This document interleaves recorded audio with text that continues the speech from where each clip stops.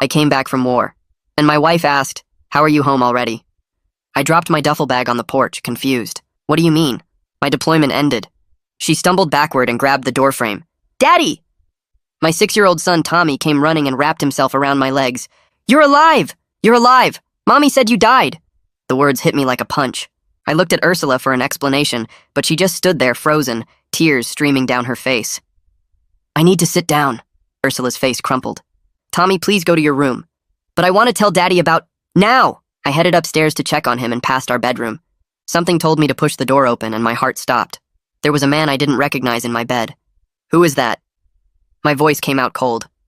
She looked up with red, puffy eyes. "His name is Stephen." Before I could say anything else, there were footsteps behind me. It was Stephen. He saw me in my uniform and froze. "Wait, you're alive?" He turned to Ursula. "Ursula, what the hell is going on?" She wouldn't look at either of us. "You showed me the obituary." "I went to the funeral." That's when I realized he didn't know. "How long have you been here?" I asked him directly. 8 months. She called me in April, said you'd been killed. Stephen was pacing now. "I quit my job in Denver for this. I had a promotion coming up, everything." "You quit your job?"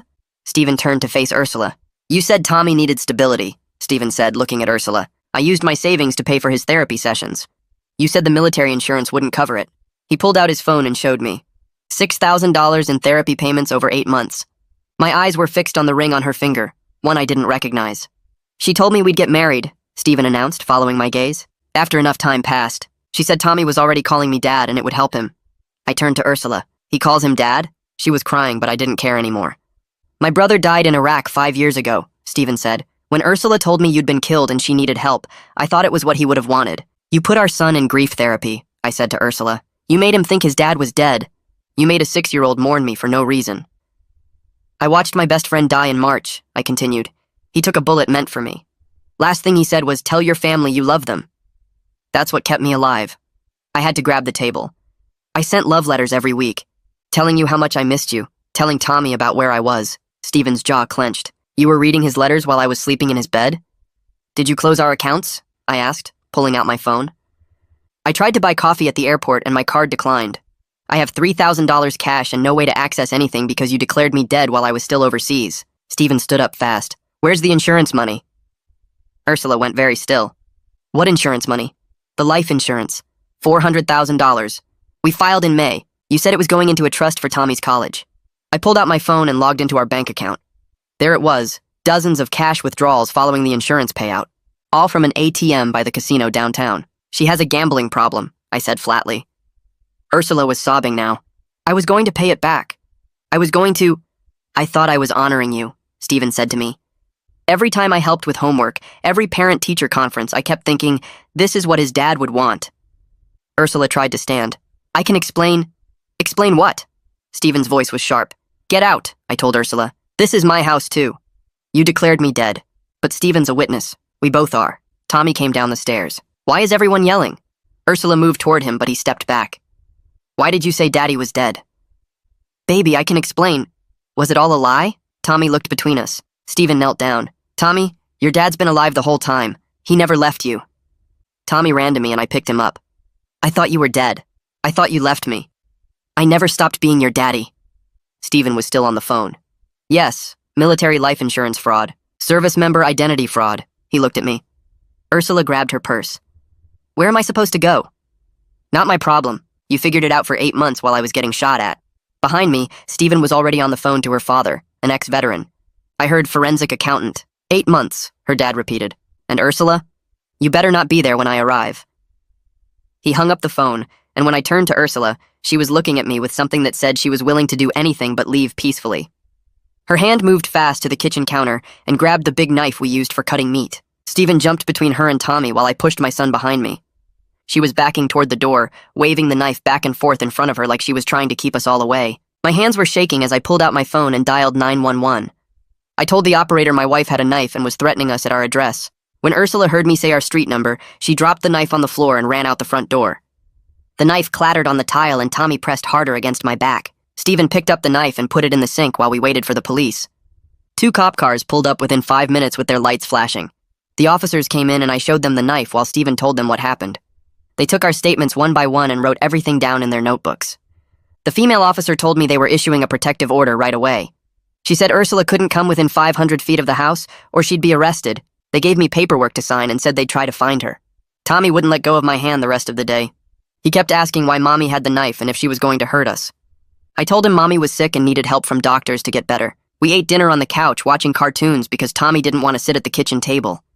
He fell asleep holding onto my arm and I carried him to my bed. Every time I tried to move away, he'd grab me tighter and whimper in his sleep.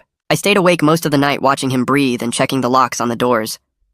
The next morning I called the bank while Tommy was still sleeping. The woman on the phone said my accounts were frozen because of the death certificate filed with them. She told me I needed official corrections from the state before they could give me access again. The process would take at least 3 weeks, maybe longer with all the paperwork involved.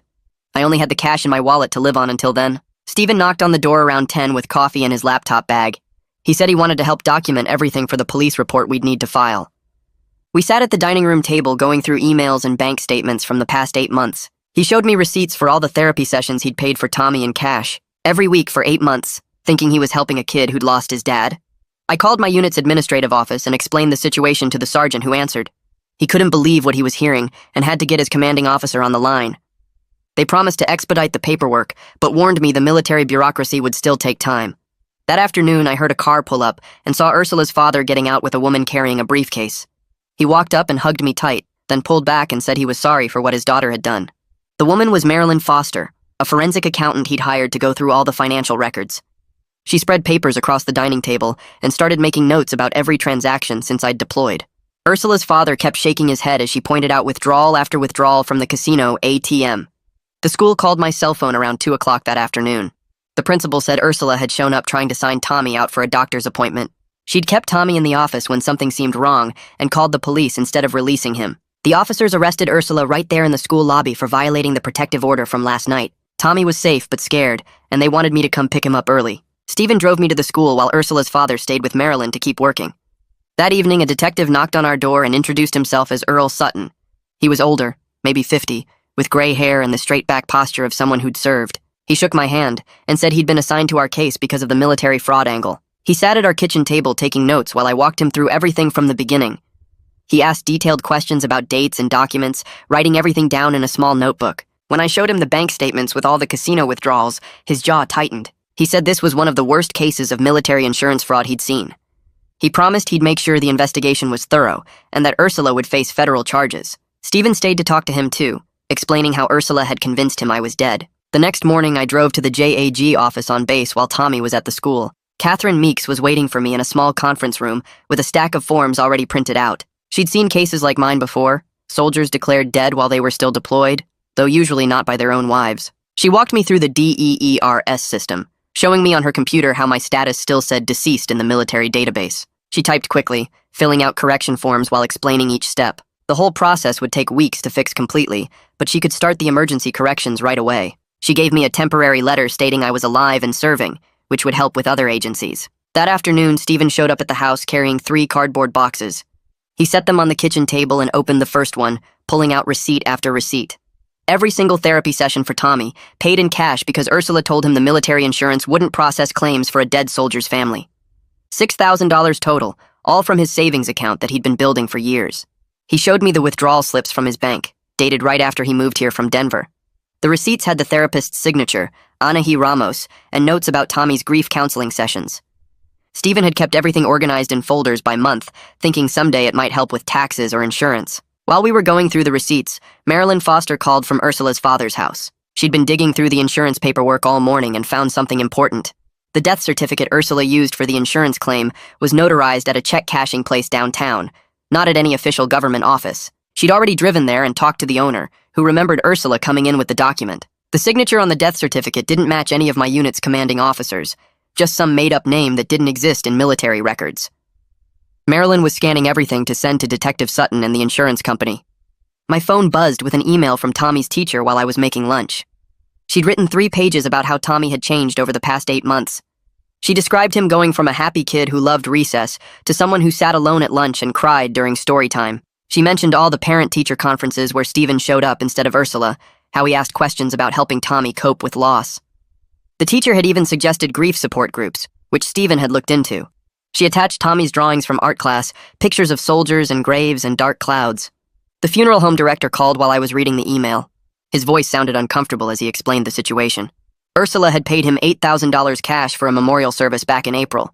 She'd ordered the works, including an empty casket, printed programs with my photo and flowers. He still had copies of everything in his files because something had seemed strange about the whole thing. She'd insisted on a closed casket even though there was no body, said it was for closure. He'd held the service on a Tuesday morning with about 20 people attending, mostly Ursula's friends. He was faxing the invoice and guest list to Detective Sutton's office. The next morning I had to go to the DMV to get my license renewed since mine had expired while deployed. The clerk looked at her screen and frowned, saying I was listed as deceased in their system. She didn't know what to do and had to call her supervisor, who had to call their supervisor. They made me fill out form after form, each one requiring proof I was actually alive.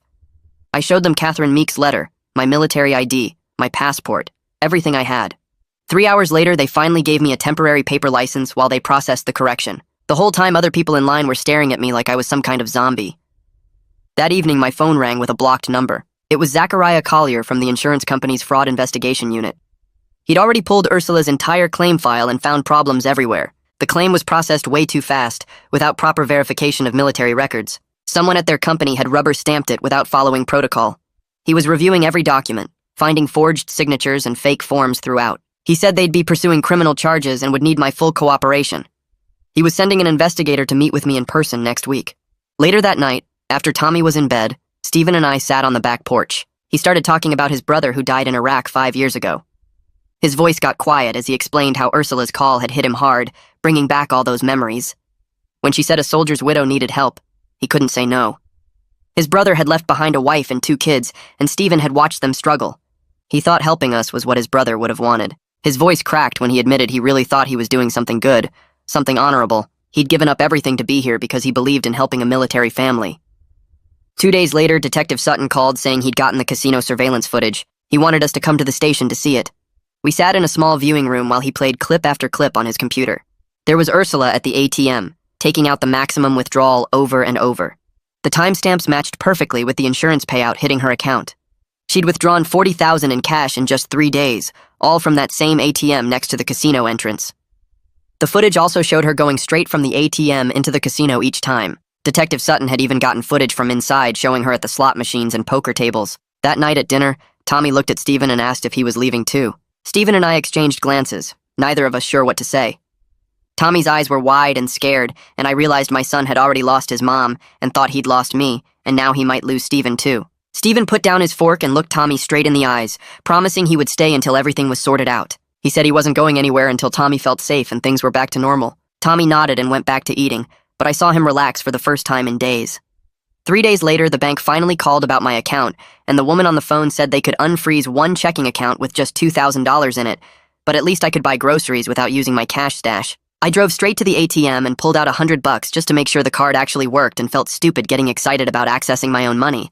But after weeks of being financially dead, it felt like a small victory. That afternoon, while Stephen was playing with Tommy in the backyard, my phone rang, and it was Anahi Ramos, who had been Tommy's grief therapist for the past 8 months. She sounded uncomfortable, explaining that she had an ethical problem continuing treatment since the whole basis of therapy was false, and she needed to file reports with the state licensing board about the situation. She gave me the name of a new therapist who specialized in trauma from parental deception and said she'd already sent over Tommy's files with a detailed explanation of what had happened. I thanked her and wrote down the new therapist's number while watching Tommy and Stephen throwing a football outside. The next morning, I got another unexpected call from a woman who said she was Ursula's gambling addiction counselor, and normally she couldn't break confidentiality, but given the criminal case, she felt obligated to tell me something important. She explained that Ursula had been in treatment for compulsive gambling for 3 months before my deployment, but stopped coming to sessions right after the insurance payout hit her account in May. The counselor had records showing Ursula talked about her gambling debts and even mentioned considering faking my death for the insurance money during a session, but the counselor thought it was just desperate talk, not an actual plan. I asked her to send everything to Detective Sutton, and she agreed to cooperate fully with the investigation. 2 days later, I met with Catherine Meeks at the JAG office to file for emergency temporary custody, and she helped me fill out all the paperwork while explaining the process. The hearing was set for next week, and we spent 3 hours preparing evidence, including the fraud documentation and Tommy's therapy records, showing the psychological damage from the false grief. Catherine said the judge would likely be sympathetic given the circumstances, but warned me to stay calm and factual during the hearing, no matter what Ursula's lawyer tried to argue. That evening after dinner, someone knocked hard on the front door, and when I opened it, there was a big guy in a leather jacket asking for Ursula. He said she owed $30,000 to his boss, and the payment was overdue, and he'd been to her parents' house, but they said to try here. Stephen came up behind me, and we both told the guy Ursula didn't live here anymore, and he needed to leave our property immediately. The guy looked at us and said his boss didn't care about our domestic problems, and someone better pay up soon. Then he walked back to his car and drove off slowly, like he was memorizing the house. I called Detective Sutton right away and told him about the loan shark's collector showing up, and he said this was getting more dangerous than just fraud. He came by the next morning with a security company rep and suggested installing cameras on all corners of the house, plus changing every lock since Ursula still had keys. The security guy walked around taking measurements and said he could have everything installed by tomorrow, and Detective Sutton mentioned Ursula might get desperate as her options ran out and the walls closed in. He advised keeping Tommy away from windows and varying our daily routines, so nobody could predict when we'd be home or gone. The next week, I spent an entire morning at the Social Security office trying to resurrect my official records, and the clerk behind the counter actually laughed when she saw my file. She made a dark joke about me being the first zombie she'd ever processed, but then got serious when she saw how much paperwork was required. Form after form needed to be filled out to officially bring me back from the dead in their system, and each one required multiple proofs of identity and notarized statements. She said the whole process would take at least 6 weeks, and gave me a thick packet of additional forms to complete at home. That afternoon, Stephen's phone rang, and it was his former employer in Denver offering him his old job back with the promotion he'd missed, but he had to return immediately to accept it. He looked torn as he told me about the offer, and kept glancing at Tommy, who was doing homework at the kitchen table. Stephen said he wanted to help us through this mess, but he also needed to think about his own future and rebuilding his savings after spending everything on what he thought was helping a widow and her son. We talked about it that night after Tommy went to bed, and Stephen decided to ask for 2 more weeks before starting so he could at least get through the custody hearing and make sure we were safe. The company agreed but made it clear this was his only chance to come back. A few nights later, Tommy woke up screaming about coffins, and I found him sobbing in his bed saying he dreamed I was in a box underground and couldn't get out. This was the 3rd nightmare that week, and when I took him to the new therapist, she explained it would take months to undo the psychological damage of grieving a living parent. She said Tommy's brain had processed my death as real trauma, and even though he knew I was alive now, his subconscious was still working through the false memories of loss. The therapist recommended keeping his routine stable and being patient when the nightmares happened, since forcing him to get over it would only make things worse. Meanwhile, Marilyn Foster had been digging through financial records and called to say she'd found something worse than the gambling. Ursula had opened 4 credit cards in my name while I was deployed and maxed them all out for a total of $40,000 on top of what she'd gambled away. Marilyn had copies of the applications showing my forged signature, and the cards were all sent to a P.O. box Ursula rented just for this purpose. The debt was already in collections and destroying my credit score, even though I'd never seen these cards or made any of the purchases. The custody hearing was scheduled for the following Tuesday, and Catherine helped me prepare a thick folder of evidence, including the forged death certificate, bank statements showing the gambling withdrawals, and Stephen's receipts for all the therapy he'd paid for. Walking into that courtroom felt surreal, because just 2 weeks ago, I'd been dodging bullets overseas, and now I was fighting for my son in a different kind of war. The judge was an older woman who'd served in the Navy, and when she saw my uniform, her face got serious real fast. Catherine presented everything methodically, while Ursula's court-appointed lawyer tried to argue that she'd been under extreme stress and made poor choices but never intended harm. The judge flipped through the evidence, and I saw her jaw tighten when she reached the therapy notes describing Tommy's nightmares about his dead father. She asked Ursula directly if she'd told her 6-year-old son that his father had died, and Ursula just nodded while crying. The judge didn't even need to deliberate and granted me temporary sole custody, with Ursula getting supervised visitation twice a week pending the criminal case. 2 days after the hearing, Ursula's public defender called my cell while I was making Tommy breakfast. He said Ursula would plead guilty to the fraud charges if I'd support probation instead of prison time because Tommy needed his mother, even if she'd made mistakes. I told him I'd think about it, but honestly I was too angry to even consider it right then. That same afternoon, I was driving past the pawn shops on Maple Street when something made me pull over and check them out. The 3rd shop I walked into had our wedding ring sitting right there in the display case with a yellow tag showing it had been there for 3 months. The owner remembered Ursula bringing it in because she'd been crying and desperate for quick cash, and he'd given her $800 for a ring that cost me $4,000. I bought it back for $1,200 and stuck it in my pocket, not really sure what I was going to do with it. Stephen had been staying at the Motel 6 down the road, but he came by every day after work to help with Tommy's homework and all the paperwork that kept piling up. He told me he'd extended his return to Denver by another month so he could testify if the case went to trial, and his old company was holding his job but getting impatient. We developed this weird routine where he'd show up around 5 with takeout, and we'd eat together while Tommy told us about school. Then Stephen would help him with math while I dealt with phone calls and forms. The insurance company sent a formal demand letter requiring full restitution of the $400,000, and Zachariah called to explain they were pursuing criminal charges, regardless of what I wanted, because fraud of this magnitude couldn't be ignored. He said they'd already filed with the federal prosecutor since it involved military benefits, and the FBI might get involved, which made everything feel even more overwhelming. Tommy's teacher called asking for a meeting, and when I went in, she said the school counselor recommended keeping his routine as stable as possible, despite everything happening at home. She offered to give him extra help during lunch, and said she'd noticed him starting to participate more in class activities after weeks of being withdrawn. She had this gentle way of talking about it that made me realize how many people were trying to help us get through this mess. Detective Sutton called saying he needed to interview the notary who'd signed the death certificate and asked if I wanted to be there when he questioned him. We met at the police station where this nervous guy in his 50s admitted Ursula had paid him $500 cash to notarize the document without proper verification from the military. He kept saying he thought it was legitimate because she was crying and had other paperwork, but Detective Sutton just took notes and said falsifying government documents was a felony. My military pay finally got reinstated, but Catherine warned the 3 months of back pay was tied up in processing and could take another month to actually hit my account. She filed expedite requests with 3 different offices, but said the system moved at its own pace regardless of personal emergencies. In the meantime, I was living off the $2,000 from my unfrozen account and the cash I'd brought home, which was running low fast with all the legal fees and daily expenses. Ursula's father asked me to meet him and Marilyn at her office to discuss the financial recovery plan, and when I got there, they had spreadsheets showing every debt and fraudulent charge. Even with full restitution from Ursula, which we'd probably never see, it would take years to restore my credit score and pay off the $40,000 in credit card debt she'd racked up in my name. Marilyn said we could dispute the charges, but it was a long process, and creditors would still come after me in the meantime. That night after Tommy was asleep, Stephen and I were sitting on the porch and things got awkward when he pulled out his phone to show me something. He had dozens of videos from the past 8 months, including Tommy's 7th birthday party, which happened while I was deployed. In the videos, Tommy was blowing out candles and calling Stephen Dad and opening presents I'd never seen. Stephen kept apologizing, saying he thought he was doing the right thing, but watching my son call another man Dad while I was getting shot at overseas made me have to walk away for a minute. When I came back, Stephen was putting his phone away and looking at the ground.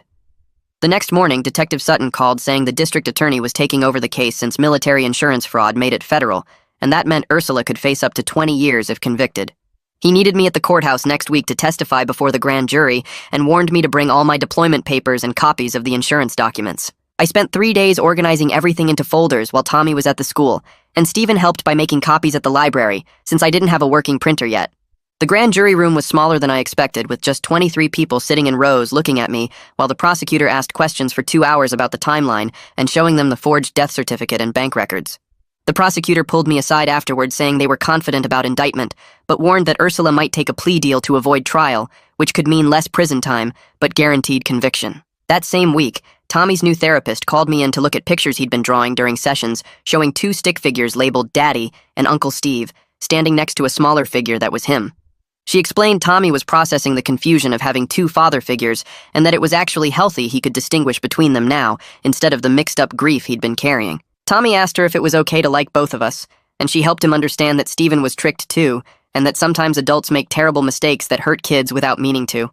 The supervised visitation happened that Saturday at the courthouse family room, with a social worker watching everything and taking notes. Ursula spent the whole hour trying to tell Tommy she was the victim and that Daddy was being mean to Mommy, and the supervisor stopped the visit after 40 minutes when Tommy started crying. The supervisor wrote in her report that Ursula showed no accountability and was attempting emotional manipulation of the child, which would be filed with the court immediately.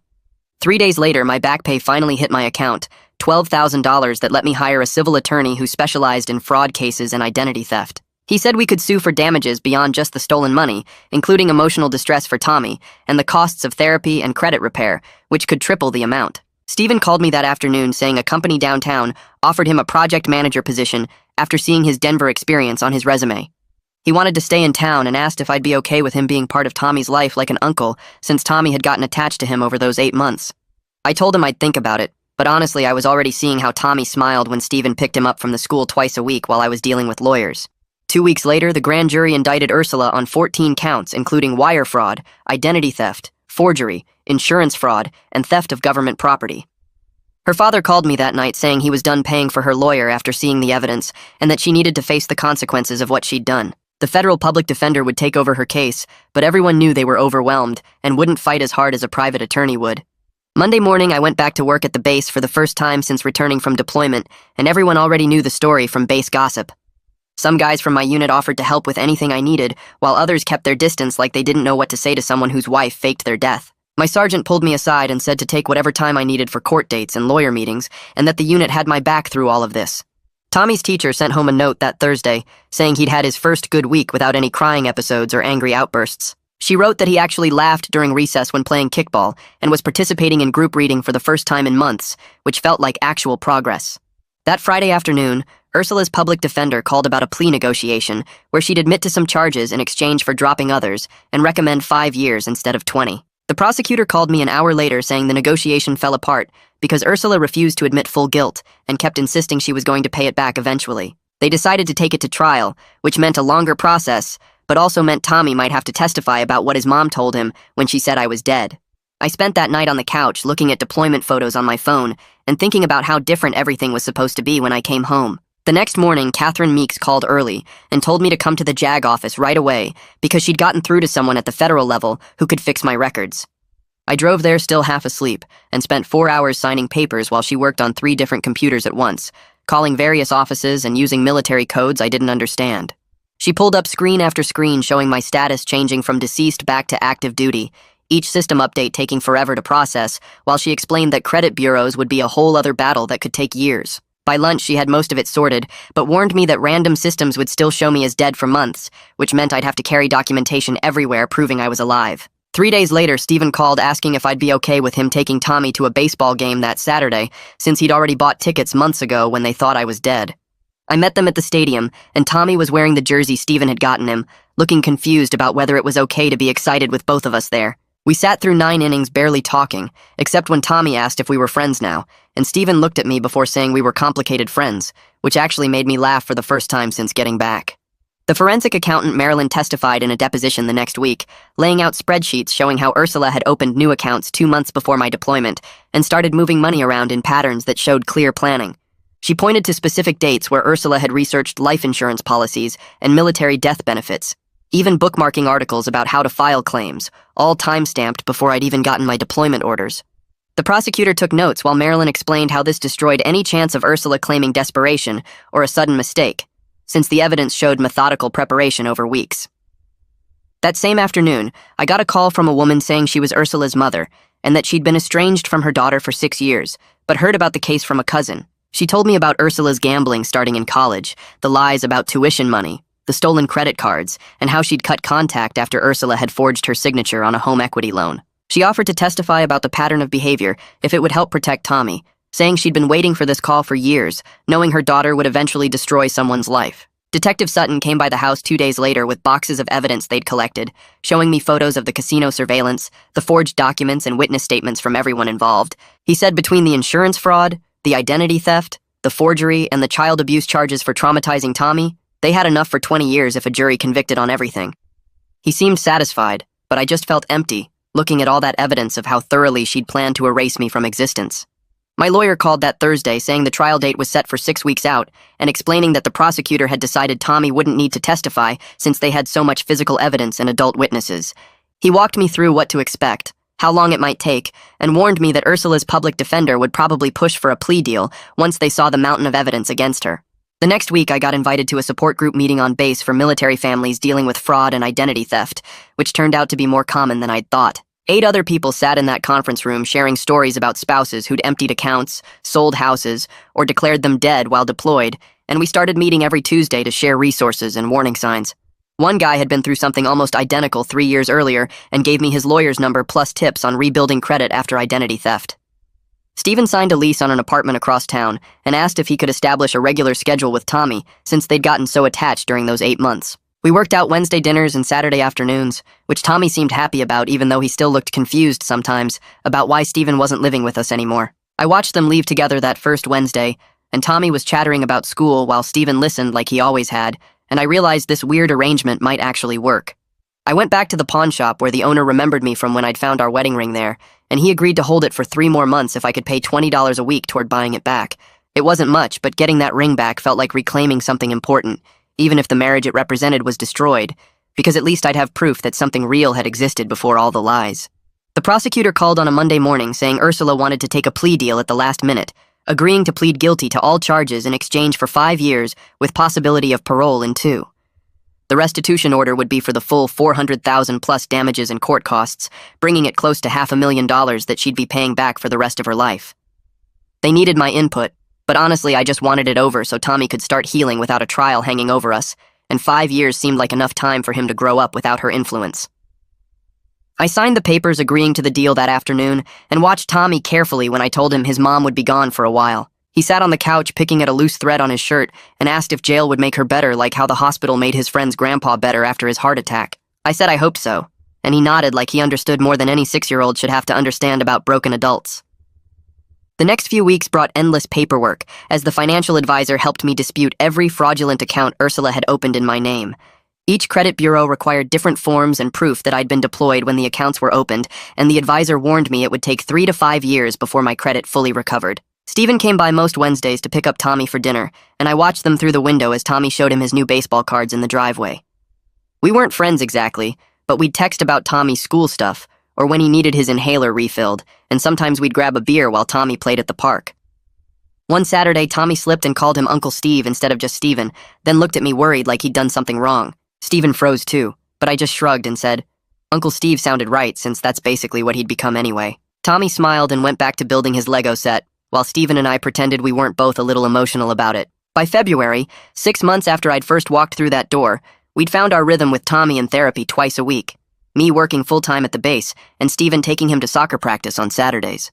The house felt different without the constant crisis, but Tommy was doing his homework without fights and actually laughing at cartoons again. The insurance company sent letters every month about Ursula's restitution payments, which started at $50 monthly from her prison job.